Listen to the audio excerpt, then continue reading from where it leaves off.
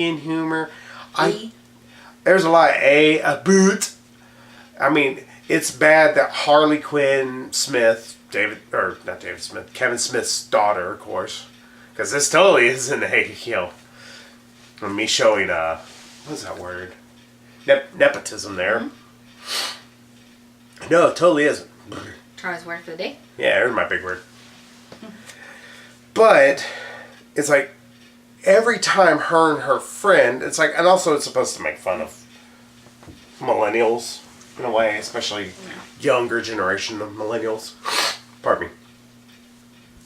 Because they're all about their phones and about yoga and stuff, because that's something I think. But on top of everything, like I said, they make this point that these two main girls are supposed to be very Canadian, but they don't speak with a Canadian accent, except for they say, sorry, boot that. They always, when they say a boot, it's like that. It's very abrupt, and it feels forced. They're trying to trauma it. They're trying to purposely act bad. But it comes off as trying too hard, and that's the big problem. That's the reason why it's not as low on my list, because I saw that it was trying. It just failed really hard. It's still fucking terrible. It's his biggest problem. So, yeah. Yoga hosers. That's my biggest review you're going to get about the movie. What is your number 5, though? Speaking of trying too hard. Mm-hmm. This actually was on, further down the list than I thought it was going to be. My Big Fat Greek Wedding 2. That movie strangely tries really hard, but tries little at the same time. It is a odd combination to watch on screen. It tries way, way too hard to just recapture the magic and the charm of the first one, and just kind of falls flat on its face. Yeah, it didn't understand that the first one, you had a main character surrounded by interesting and goofy, odd characters. Yeah. And it focused on her story. Yeah. This one... Yeah, her journey from kind of ugly duckling to this beautiful swan. Mm-hmm. Sort of. Even if she never wants to accept it. Yeah. Instead, we get... In here, it feels like an anthology film. Where you get 7 different stories that don't know what they want to do. Yeah, and somehow she's back to her, ugly duckling, the glasses and the hair. Yeah. It's like, well, why are you back to being frumpy? It's like, why are you making such a big deal in the first movie if you're just going to go back to that? I mean, it's like, I know she's a mom. She doesn't have as much time to take care of herself as she did. I think maybe that's supposed to be the point. Yeah, but it's just, it feels a little... And also maybe kind of fake us out at the beginning. Kind of recreate the beginning of the first one. Yeah, but at the same time, it also kind of... It feels too cheap to do it that way. It's like, yeah. Why are we resetting things? Yeah, it was a movie that was possibly edging out Suicide Squad, but Suicide Squad was just more of a disappointment, since I was actually kind of looking forward to it. And so that's why Big Fat Greek Wedding 2 is not on mine. Yeah, it just... Like you said, it just didn't know where I wanted to focus. If it wanted to focus on Tula and Ian, as a couple of a teenager who's... parents of a teenager, I should say. But parents of a teenager who's about to go off to college and maybe trying to reconnect as a couple, because I hear when you become parents, we would not know anything about this personally. Not yet, anyway. But I hear when you become parents, you kind of, the romance kind of takes a backseat. Yeah. They could have focused on that. It would have been a fairly interesting story, because we actually don't have any movies like that.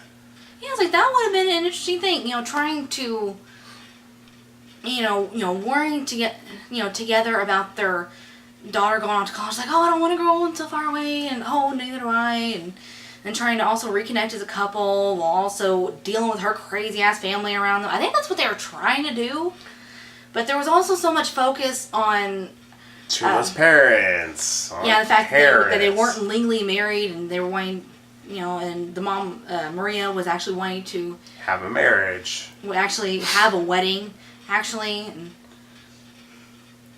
stuff. kind of justify being called My Big Fat Greek Wedding too. It's like just be a follow up to the first one. Maybe even have a vow renewal. Not that thing they did at the end where it's just kind of like feels like it cheapens their parents' wedding. Yeah, it's like you're supposed to be watching the parents' wedding. You're just back here doing your own shit. It's like that's nice. Why don't you just bang on the candelabra over there real quick? Be interesting idea of how to do that. Hey. Yeah, the movie is unfocused as can be, Yeah, and that's and focusing way too much on Paris, this little she's snot. a bitch. She's a mega bitch. I don't like that my parents are Greek and blah blah blah. Pretty much that's how she is. She's not like Tula, who's a bit embarrassed by it. She straight up is angered by it.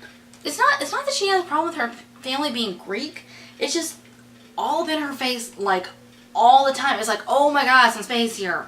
Well, see... Which I can kind of get because she's an only child. But she's a bitch about it, though. Yeah. That's her problem. She... The whole time when she's doing it, it's just in this just mean and spiteful way. And then the random promposal thing. Yeah, it comes a fuck out of left field. Yeah, I was like, her watching these two guys ask this one girl out to prom. It's like, am I missing something? Who the hell are these kids? Why the hell should I care? This movie feels edgy. The original is close to nearly 2 hours long. This one's an hour and a half. Right on it. So, yeah. My Big Fat Greek Wedding 2 is not good. And then the guy that gets her is like, hey, wanna go with me? So I was like, hey. And she's like, how about I go out with you to the prom? Okay, cool. And he doesn't even know her name. Yeah. I was like, that's random. It's like, where the hell did this come from? It was like, okay, if you're trying to create like a little love plot line here, I was like, at least, have a scene where, she's like maybe kind of at her locker, kind of staring him down the hall. Just, I think that was the guy she was looking at the beginning of the movie. But, again, that happens, or the part that we're talking about where she asks the guy to prom, that happens at about 50 minutes in. And we don't see this guy till... So we see him in the first 5 or 6 minutes, then we don't see him for another 45. Yeah. and then we don't see him for another, 10, 15. Yeah. So he's barely in the movie. Paris is... Once she's in the movie, she's intolerable. There's a little snot. Yeah. I mean, the only time she wasn't such a little bitch was when her grandfather had a heart attack and these women are standing outside. He didn't have a heart attack. He got stuck in a tub. Or not a heart attack. Damn it. Got loaded into an ambulance. Yeah, it's because he got stuck in the tub. Yeah, ambulance. That's all my mind was focusing on. Yeah, these ladies are standing outside making catty remarks, and Tula's, in the middle trying to tell them off, and... And Paris, pulls her aside because Paris is a bitch. And Paris, doesn't want her mom to actually, vent her rage. Well, Especially people who are being bitches. Well, Tula was also about to cry, I think. No, she was just angry. She was gonna punch him at most. I don't think she was that angry. It was like, oh my god, it's like, you're seriously standing here making comments about my family while this is happening? It's like, fuck you. But... I don't know, I didn't see that. I just saw Tula about to punch the bitch and Paris be a bitch. Yeah, Paris... Protect the bitches. Yeah, I think Paris was trying to emotionally protect her mother, try and say, it's like, oh, Mom, it's okay, just ignore him. Too bad that comes from left field. Because we get no indication she cares one bit or another about her mother. Well, that and her choice to stay close to home for college to please her parents, that... It's like, okay, that totally out of left field. And then she changes her mind. Yeah. Cool. Yeah. Don't watch a movie. It's not worth it. If you like the original, you're gonna hate it. I don't know why anybody would enjoy it. It's just it's not fun. It's the worst part. And also a lot of focus on the fact that Joey Fatone's character isn't married. Yeah, that he's actually gay.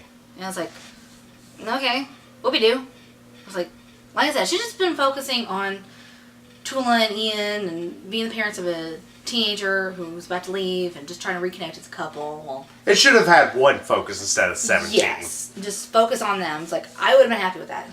Yeah. It's like, if you really want to justify having wedding in the title, do a vow renewal. Like Tula and Ian's vow renewal. Not... Now there's Megan's 20-minute review of My Big Fat Greek Wedding 2.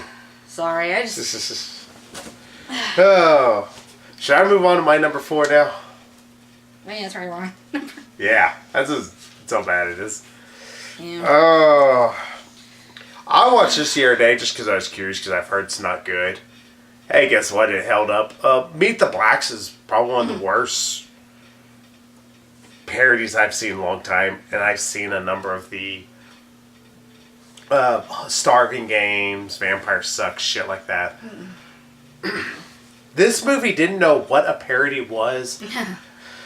Didn't seem to understand that just stereotyping black people doesn't always make for good comedy, especially when you stereotype everybody.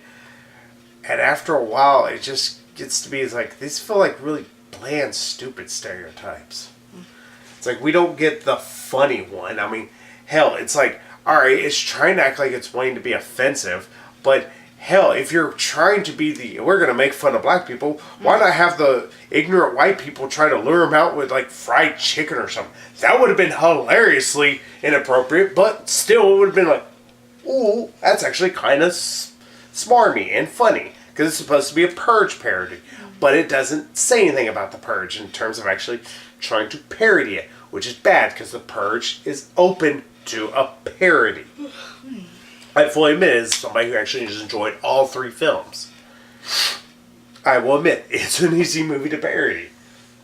This movie somehow misses that, I guess. Ugh, Meet the Blacks is just, it's a dour film, and it doesn't seem to understand really what it wants to do. And it does not help that you can tell this movie was shot and put together very quickly, because this movie came out, I think, in March. Yeah, it came out in March. It was one of the movies that we could have saw it or something else, and we saw the something else. I can't remember what something else was. But how long has it been for me? Force Awakens came out in late December of last year.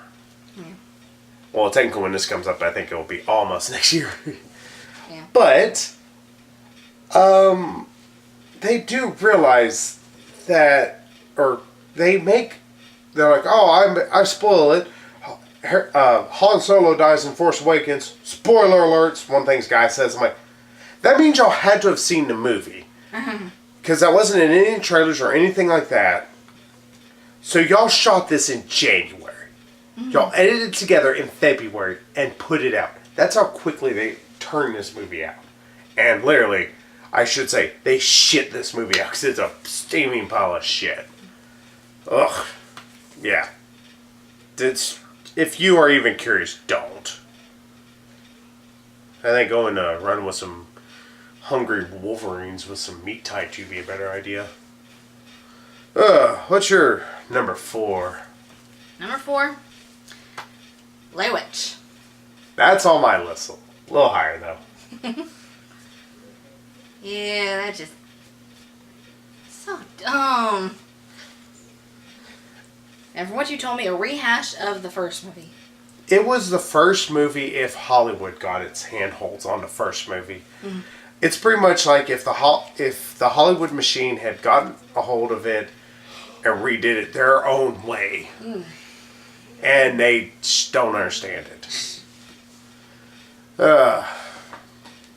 What do you want to say about it? Because I'm going to say more on my actual thing of it. Well, just as we've already pointed out in our review of it, you have a person who's seen the first 2 movies, person who has not seen the first movie. I've seen the second one. Not a good way to go into a movie. But yeah, 2 different perspectives, and we both thought it sucked. And the look of the Blair Witch. It's hilarious. It's like, yeah, I know it's like Funniest supposed damn to thing be in the like world. all like stretched out. Well, we didn't even need to see it. It actually kind of ruins the horror. Yeah. You know, it's kind of one of the creepy things about the original Friday the 13th. You don't see who's doing the killing throughout most of the movie. People are dying. Yeah. Yeah, sometimes it's what you don't see that can be the scariest thing. Mm-hmm. Who was it that said that? Was that Hitchcock? I do not know. I think it is. I'll have to look it up. Probably can't because I will just let you know our batteries are a little low. This video might get edited funky. Who knows? We'll see what we do. Any more you want to say about Blair Witch, or you want to say more whenever I get onto it here in a minute or two? I was going to say, aliens? Really? No, there's no aliens. It's not aliens. Well, I mean, like... That's just fan theory. Stupid yeah, it's supposed to be fan implied because of the random bright light. Not implied at all. Well, like you said, it's a fan theory. It's not, that means it's not implied. It's just a fan theory. Fans are stupid. I will just put it to you that way. These are the same people that think secretly, I'm pretty sure there's a fan theory that Harry Potter's gay.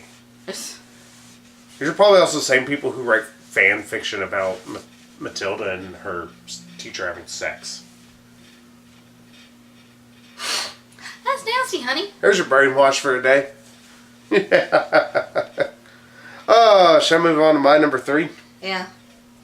We have been talking about it all year. In fact, it was supposed to be our first ever Sunday Fun Day. This one chickened out from it.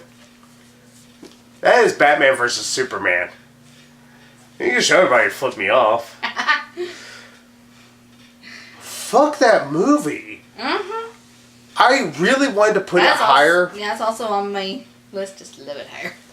I wanted to put this higher. I really did, everybody. I'm surprised it's not. The only reason why is because the other two movies infuriate me more. In fact, here's the thing I'm going to say about these last few movies. Somebody's texting me right now. Uh-huh. I was like, wondering what in the world that was. I was like, Oh. well, turn the volume down. I didn't even remember. But, if you want to answer that for me so I can rage here in a second. No, here, get out of that. There you go. That's just, there you go.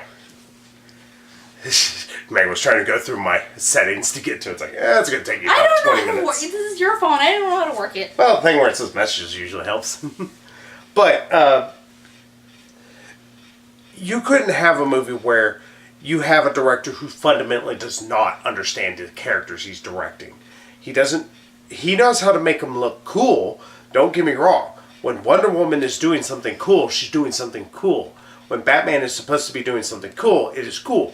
But he doesn't understand why they do it, or what they are, what they stand for, anything like that.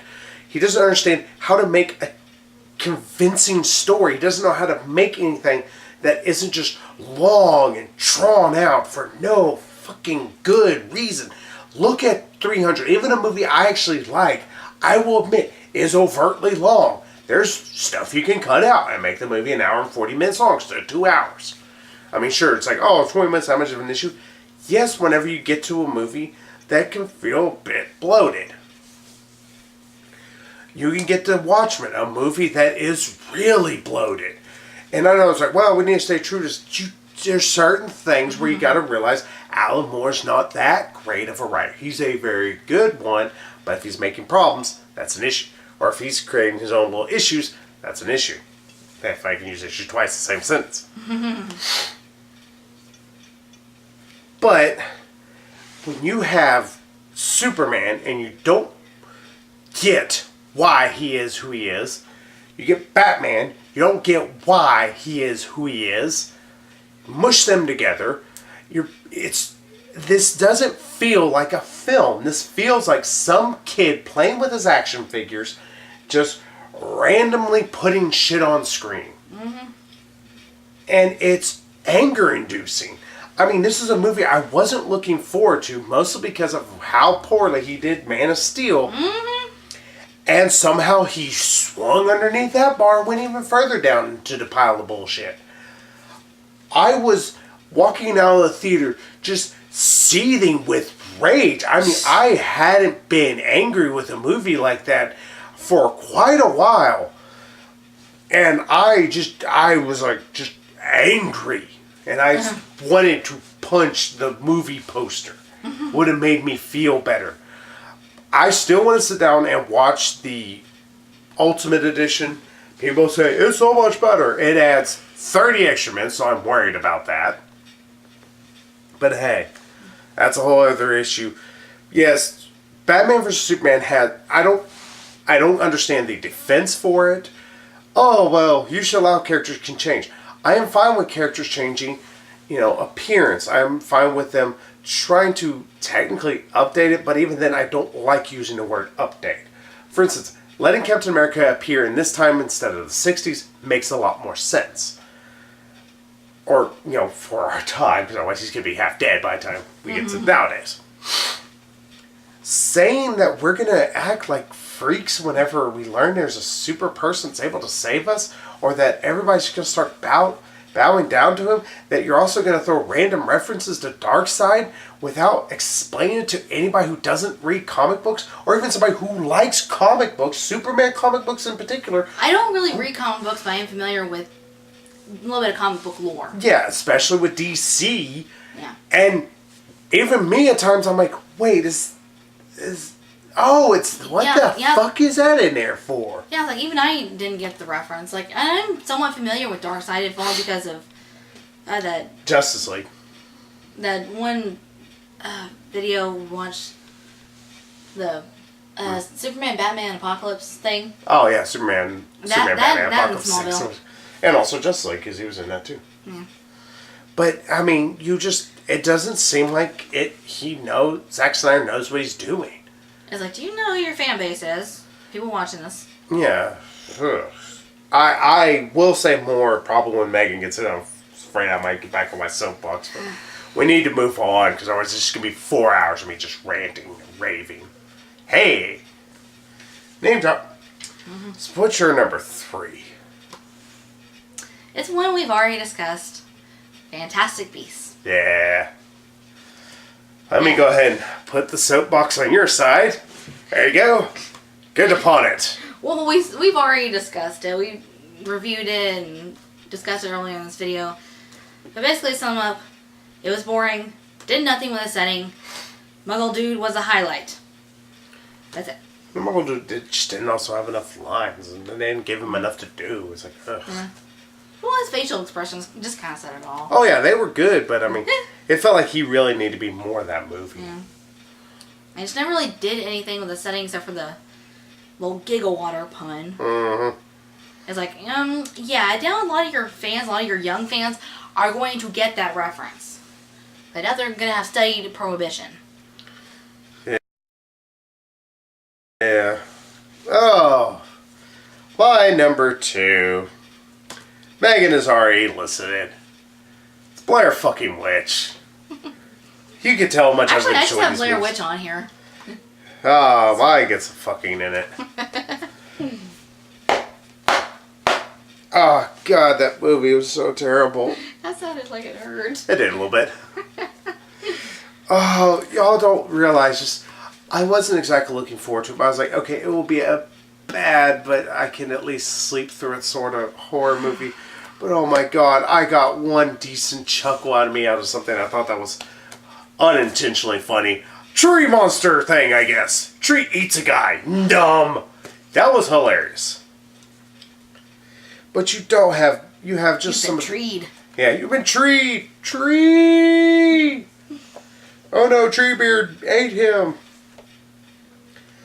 But you have a movie that just doesn't get anything about the original, even the sequel. Oh, fuck me, was it bad. The reason why it's higher than Batman vs. Superman, even though Batman vs. Superman made me angry. First off, this also made me angry. Sorry, I'm slamming on my leg right here. Mm-hmm. This movie doesn't have Wonder Woman being awesome in it. Because that's one thing. Wonder Woman, for the 5 minutes she was on screen being awesome, was actually pretty cool. Mm-hmm. Batman, that one scene everybody knows in the warehouse, the one whole scene that he has where he's really cool, where he kicks all his guys' asses and murders them all pretty much. Why he doesn't kill Lex Luthor, we don't know, but... He just says the murder for the cronies. Yeah, that doesn't make any sense. Important people. Yeah, it's like one of those, that doesn't make sense. But, that's neither here nor there right now. But this movie didn't have anything but one 5-second scene where a guy gets eaten by a tree that could genuinely make me laugh. In fact, I think we were both laughing for like a good minute at it. Because it was stupid. But everything else was anger-inducing. There was a lot of, I think, Megan and me both screaming at the screen and just yelling at the movie to fuck itself. Because it was that terrible. I didn't even think it was going to be that bad. I thought it was going to be bad. I didn't realize it was like, oh, you're somehow going to swing below the fences of Batman v Superman somehow? How are you accomplishing this? Sorry, this list is going to end in a lot of anger at the end. That's pretty bad. I'm a big wimp when it comes to horror movies, and even I'm saying... This is Megan. The whole time going... It's like, it's so freaking dumb. I mean, it's like, yeah, there are a couple of things like... It's like maybe jump a little bit. But they weren't rewarding jump scares. Yeah. They were just like, oh, boo! Bagoo! And for the most part, it wasn't really scary. And like I said, I'm a big wimp. Mm-hmm. Bite me. No, I'm just saying, I agree with you. You're a bit of a wimp when it comes to certain horror movies, and this movie is shit. Or watching certain videos on YouTube. Yeah. Oh, so I will let y'all know that I think, wasn't Blair Witch your number 3? Number 4. Fantastic Beasts, yeah. Yeah, our top 4 kind of are intertwinable in sometimes. Uh-huh. Let me guess. Your number 2? It's probably my number 1. Mm-hmm. Number 2. Who you gonna call? Not this. Oh, call Extreme Ghostbusters for crying out loud. That show was terrible. It was sort of fun at times. Yeah, to quote Dan Aykroyd in Ghostbusters, who are you gonna call? Someone Casper. else. It's from Casper. What did I say? Ghostbusters. No, I'm pretty sure I said Casper. No, you said Ghostbusters. I'll shout it to you later. Whatever I Watch said. video. Whatever I just said. Like, maybe they can tell me what I just said. Oh, what? You know what the hell I'm talking about. I will let you say your piece upon it, but just let y'all know. Yes, that is my number 1. Yeah, it's on the list, and you haven't already mentioned it, so yeah. That's the only Or one place it could be. Yeah. Or should I go ahead and say it? Well, actually, let me let you say what you're going to say. Then I will rant for 5 seconds. Well, just was going to sum up my feelings by saying that it wasn't really that necessary. Like, it wasn't really that funny. It wasn't really necessary to do a remake with an all-female cast. I mean, I'm a woman, even I am saying, it's like, why was this need to be done? It's like, what does it add to it? You know, like, that's what Hollywood needs to ask itself when it does a remake or a reboot. What is this adding? Okay, I'm going to take my soapbox back. Take it away, honey. As I try and get comfortable. I have been thinking about this more and more because whenever we first did our review, it was fresh. I mean, I think we did 2 hours after we watched the movie. I did need a bit of cooling down. Because Megan can tell you, I was hot after this movie. It's the reason why it's... Batman v Superman angered me to the point I wanted to punch a poster. Blair Witch made me want to throw my head through a window. Ghostbusters made me almost want to quit doing Sunday Funday. That's how angry I was. Just because I didn't want to do the video because I was afraid of showing too much of my anger at the time. I had to cool down. I was like... Yeah, he was so mad he walked out during credits like, that's it, I'm done. Yeah, I walked out. I was like, nope, not going. No. I... Stop. Yeah, he was like the best part of the movie. Chris Hemsworth dancing like a goofball, which I don't know why they say for the end credits. Mm-hmm. It's like, yeah, set it up in the freaking movie. It's like, just go ahead and let him do it. Because they need to have the queef joke. They need to have fucking everything. That was so terrible. Okay, I thought about this more. You could have taken Amy Pollard, I think it's her name. Poehler. Yeah. Tina Fey. Tina Fey. You could have still kept Melissa McCarthy and maybe, I don't know, Michelle Rodriguez. You know? Or you could have thrown in somebody else, anyone. You could have had so much better comedic actors, people who can deliver a line convincingly.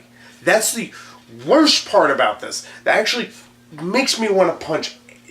I can't remember his name. Paul Feig, the director of this miserable pile of shit. I want him to realize that it's not just because, they're women in history, so I feel like, no, we don't like it because who you chose are not funny people. Kate McKinnon is not funny. Kristen Wiig, definitely not funny. Her and like, oh, I'm so stiff and awkward. That's her in everything, and that's the reason why Bridesmaids was such a terrible movie. She was the lead. She's the lead here, and she makes for an unconvincing lead. An unenjoyable lead on top of everything. You just have this swirling mess of bullshit. I mean, even the small dose of her in Knocked Up was not even that funny.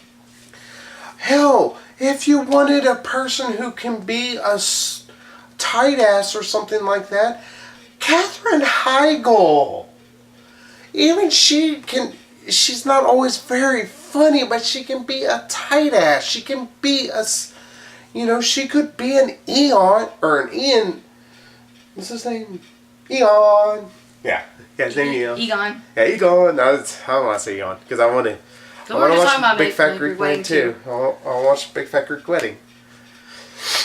But you could have had her be able to easily do a good Egon-like character. But no, we have just terrible jokes that aren't funny, terrible CGI, because, hey, we can't just decide to have people who... You could have actually had a really good joke if, let's say, somebody had sort of like they were almost kind of see-through because of CGI, but it was an actual person doing it. Now you go, that just looks like shitty CGI.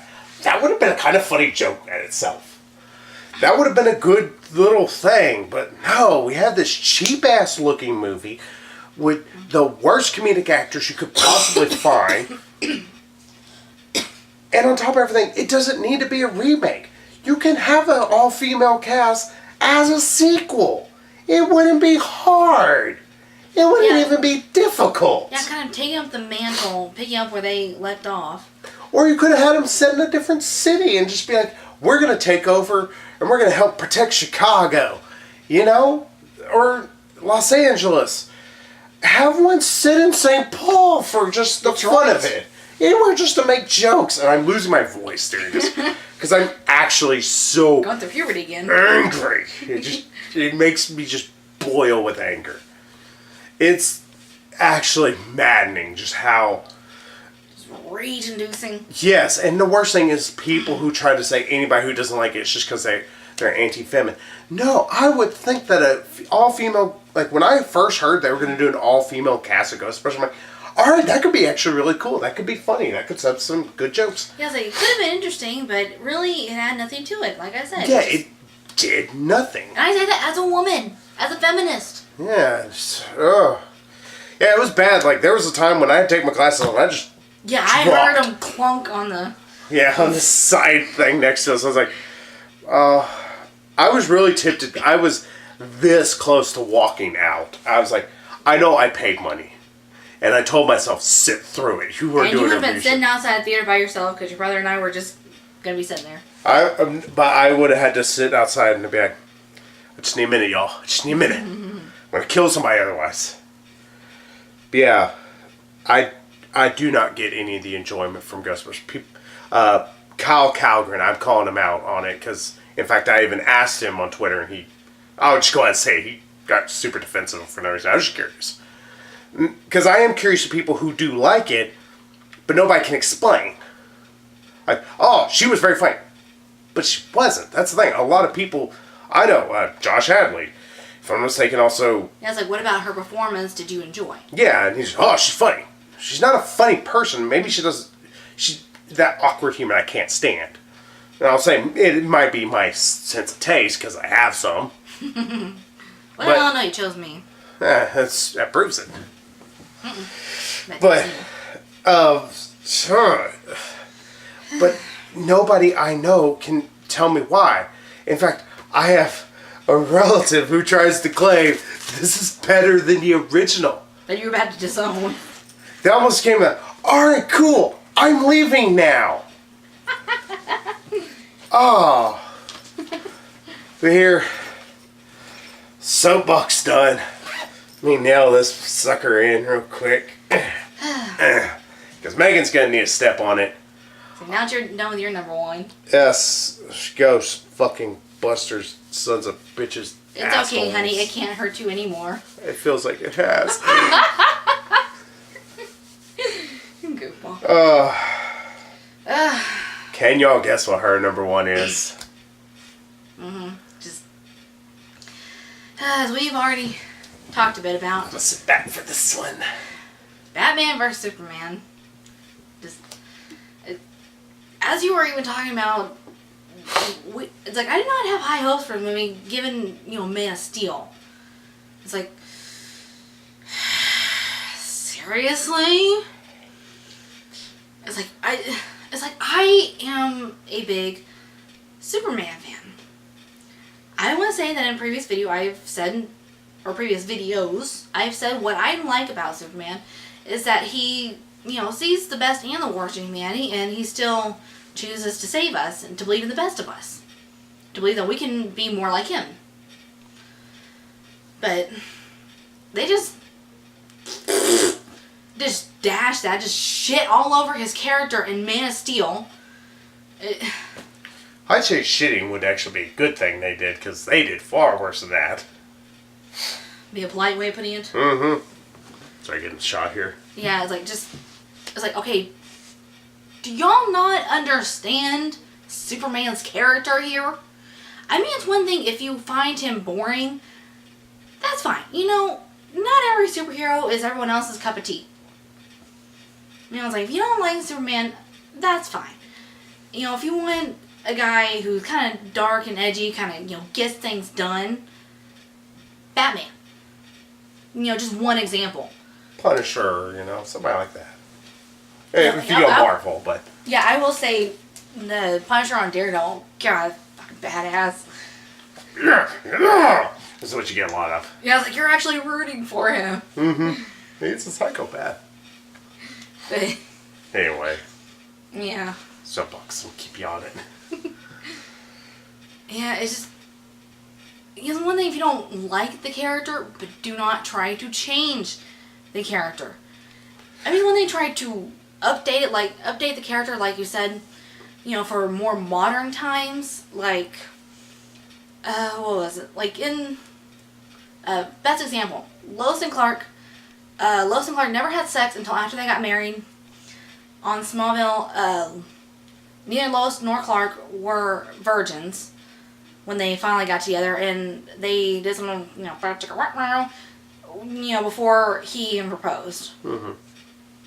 And, like, it's just different times that, these shows came out. It's like, that, the minor little difference, a minor little change like that, that's one thing, trying to update the character for more modern times. But trying to change the character completely, it's like, no! Just, no! It's like if you, like, there's other heroes, go worship one of them. Sorry, then I'll hit you. No, it's okay. I understand that completely. Linkara, if you want to follow somebody who actually spoke about this at better lengths almost than either one of us can verbally. Yeah, more eloquent. Yeah, especially considering he can control his rage a little bit better than we can at times, because see how angry we are still about the movie. Linkara has spoken about this before, especially dealing with Superman. Yeah, and then, as you were pointing out earlier, a minute ago, they don't, like in Batman vs Superman, they just don't seem to understand their own motivations. It's like they're just opposed to each other just because they're supposed to fight. Yeah. And And Lex Luthor is fucking insane. And I would almost enjoy that, except not really Lex Luthor. I mean, it's like, if it had been, Joker or, even Riddler. That would actually be really good. Riddler kind of tricking Batman and Superman into fighting each other. Yeah, that would have been a bit more believable. Yeah, especially since Riddler, if I'm not mistaken, actually does know Batman's secret identity. Yeah, I mean, Lex Luthor in this just kind of came off as like, here, my own little personal superhero fight club I can watch. And that's the feel I got from it. Just, just to watch these two duke it out was, for his own personal enjoyment. Is the only reason why he's like pitting them against each other. Yeah, they try to explain it because he doesn't like aliens, but at the same time it doesn't make any sense. Like, trying to defend Earth from Well, he sees, because he supposedly can know that Darkseid's supposedly coming and all that. I know people are like, well, actually, it's because I know. Trust me, I got all the in-between subtext because the movie's kind of shallow. Sorry to step on your soapbox a little bit, B. That's fine. Yeah, I already knew about the whole dark side and everything. There's room enough on the soapbox for both of us. I'll just enhance a little. But, first off, here's the thing. Should try and use that justification. Let's go into a little bit of a nerd talk here. What made Avengers good? What made Avengers good beyond just the fact that we had superheroes teaming up together, which it shouldn't work. It's too bloated. It's too big. They made that work. They made them work together. Yeah, they specifically brought them together for the explicit purpose of, it's like, okay, we're going to need your help defending the Earth. Battling this evil that we can't do alone. Yeah, so we're going to need our, our best heroes to come together. And, it's like they're kind of arguing and not really getting along right away, but it's like, but then they kind of eventually come together. Yeah, like they get over the hump and they realize, yeah, it might be a good idea if we all just, put aside our own egos and work together. But they do it in a smart way. They get together and eventually come together. Yeah, fighting together against a common enemy. Yeah. Here we just get where they know there's a common enemy and neither one have the intelligence just to say something to one another. It's the same cliches you get in fucking romantic comedies. Where there's like a misunderstanding and... Yeah! Why do we have a fucking romantic comedy cliche in a Batman v Superman movie? Why does that need to exist? It's not the same issue as in the comic book this is trying to be an ode to, which is the Dark Knight Returns? Yeah, I think it's called The Dark Knight Returns. It is a Frank Miller piece from the 80s. So it's good Frank Miller. It's before Frank Miller lost his fucking mind. But in Dark Knight Returns, Batman fights Superman with kryptonite gloves. He beats, or if I'm not mistaken, he uses similar tactics like he did in Dark Knight. But he leaves Superman an inch of his life to prove to him that he can beat him. Yeah. But the reason why is because Superman was beginning to be very overbearing.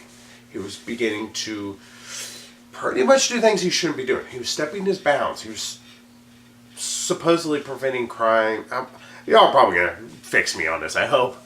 If I'm not mistaken, pretty much it was that he was stepping way across his boundaries. He was also trying to stop wars by destroying nuclear weapons, and Batman was even like, dude, that's not our purpose, that's not what we're here for. And Superman was being an arrogant dick. So Batman pretty much put him in his place, is what he told him. It wasn't because of some stupid, I'm mad because you killed people even though I did kill people. Wait. Mm-hmm. I mean, never mind the reason why this movie is called Captain, or, what is it? Batman vs. Superman, Dawn of Justice. No, it's the other, though. The Captain Hypocrite versus, Murder Man versus Captain Hypocrite. Oh, yeah, Murder Man versus Captain Hypocrite. There's a reason why it's called that, because these two people are just mass murders. One guy gets mad because he murders people. You murder people. You do too. I don't know why I just said that in a Batman voice since it was actually... But still, it's like they're both hypocrites to each other. that's a sign of poor writing. It's something Yeah. WB has been having issues with.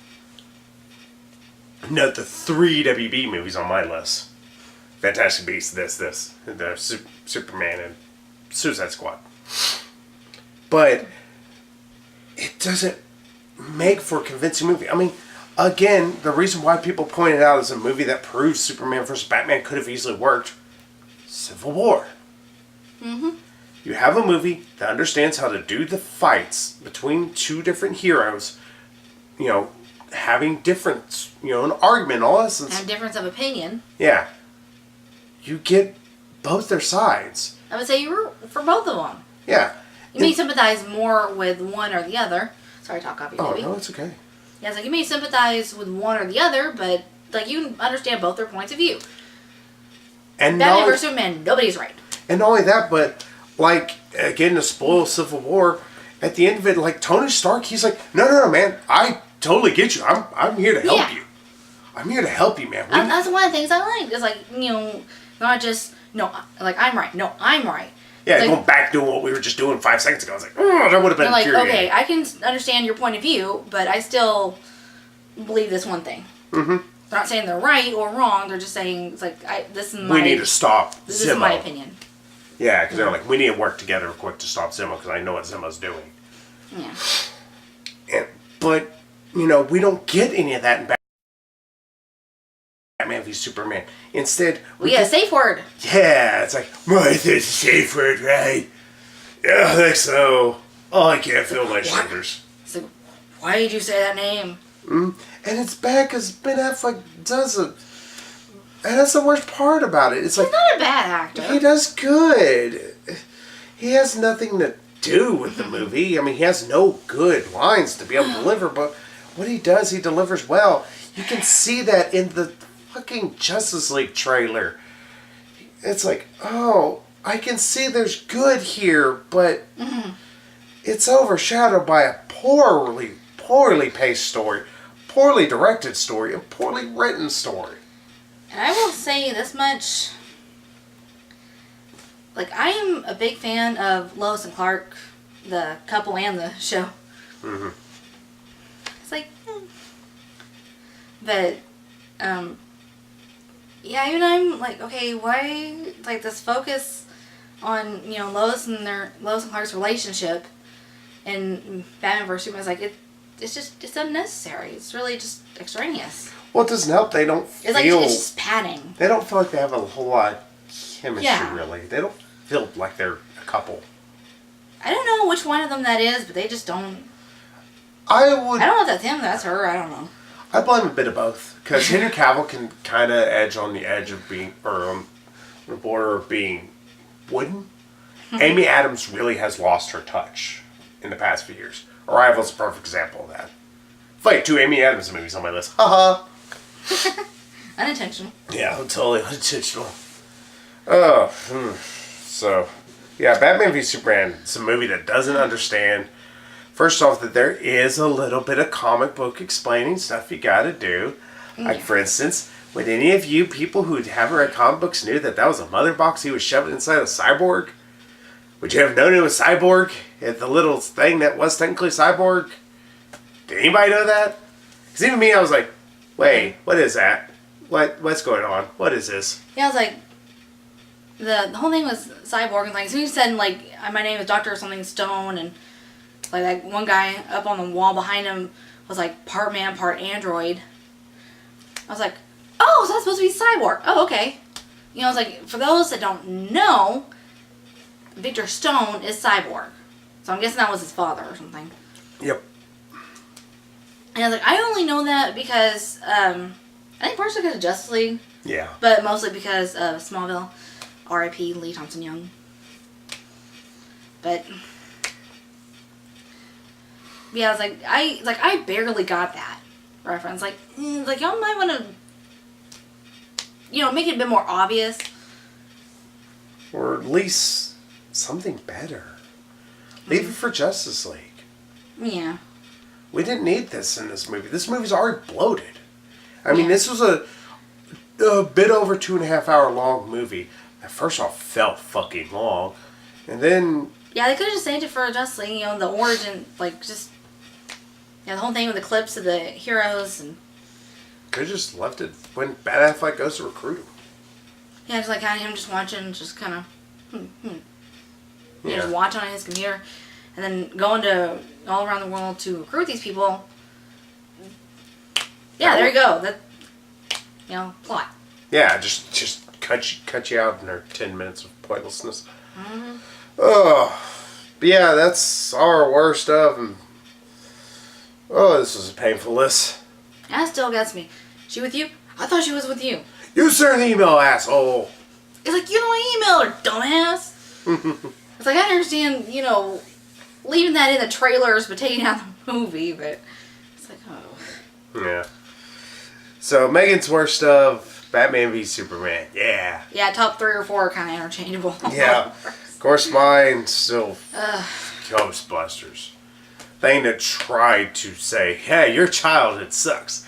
Guess what, Paul Feig? They tried to break your spirit. Yeah, it tried to. Thankfully, it didn't. But hey, we will have out next week, because I know this video, even though we're recording it early, it will be out later on this week. But we will have next week for you the top 10 best movies of the year. I'm looking forward to that just to get the taste of this shit out of my mouth. Like I said, we're going out on a high note. Yeah, I need one. Oh. Hey, So- deal with a smart ass here. Yeah. So hey, we'll go ahead and sign off for this contentious top 10.